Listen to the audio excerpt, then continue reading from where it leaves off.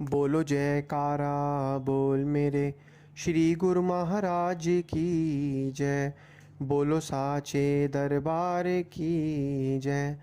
बोलो श्री सद्गुरुदेव भगवान की जय। गुरुमुखों, पूर्व कुछ भागों में हम दुखों के विभिन्न कारणों का विस्तार से विवेचन कर चुके हैं। अब हम यह देखेंगे कि इन दुखों से छुटकारा कैसे पाया जाए ताकि हम सुख और आनंद पूर्व जीवन व्यतीत कर सकें।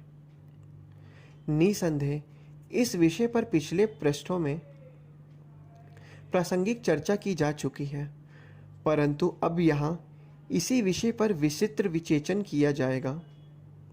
यद्यपि विषय को बार बार दोहराने से नीरसता आने लगती है और समय नष्ट भी होता है, तथापि जहाँ किसी विशेष विषय को प्रस्तुत करना हो तो वहाँ उसे दोहराना लाभदायक भी होता है।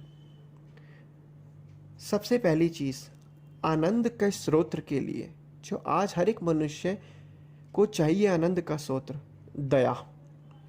संत महापुरुषों का एक स्वाभाविक नैतिक गुण अथवा लक्षण है। यदि हम केवल इसी एक गुण को ही धारण कर लें तो हम अपने जीवन के वास्तविक उद्देश्य को जान सकते हैं। इससे परस्पर सहानुभूति के गुण का विकास होता है, जिससे मनुष्य के दुख पर्याप्त सीमा में कम हो जाते हैं। इसके अतिरिक्त इससे दो आत्माएं परस्पर काफ़ी समीप आती हैं। प्रेम और नम्रता के गुणों का विकास होता है। यही गुण आध्यात्मिक जीवन के लिए आवश्यक है। यह गुण अधिकांशतः संतों महापुरुषों में ही पाए जाते हैं। वह पवित्रता, शांति, दया और बंधन रहित प्रेमों के प्रतिरूप ही होते हैं। महापुरुषों में कुछ ऐसी विलक्षणता होती है जिससे अदम से अदम व्यक्ति भी उनकी ओर आकर्षित हो जाता है। यह खिंचाव अथवा आकर्षण इतना उत्कृष्ट होता है कि अपने मालिक के चरणों में अपना सर्वस्व समर्पित कर देते हैं।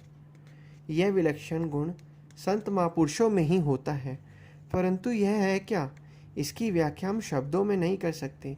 यह विलक्षण आकर्षण महापुरुषों के जीवन व्यतीत की प्रत्येक क्रिया, प्रत्येक अदा में सहज स्वाभाविक रूप से रहता है। यह एक गुप्त तथ्य है जिसे केवल अनुभव ही किया जा सकता है, लेकिन शब्दों में नहीं किया जा सकता। उनकी हर अदा तथा लीलाएं अपने भक्तों के निष्क्रिय एवं मृत ख्यालों में भी नव चेतना भर देती है। यह उनकी एक मूक भाषा है जो पूरी तरह से अनुभव की जा सकती है, वर्णन नहीं की जा सकती। ऐसे महापुरुषों के चरणों में बैठकर अपने हृदय और मस्तिष्क को उन्हें सौंपकर और उनके उपदेशों का श्रद्धा भक्ति से पालन करने से हम निसंदेह मानसिक शांति प्राप्त कर सकते हैं। शांत और निश्चल मन में यह तीन गुण प्रकाश पुंज की तरह परिलक्षित होते हैं। सत्य, अपने विचारों को अभिव्यक्त करने की स्वतंत्रता, धर्म प्राणायता। जहाँ जीवन के आधारभूत यह तीन गुण नहीं होंगे वहाँ शांति कभी हो ही नहीं सकती।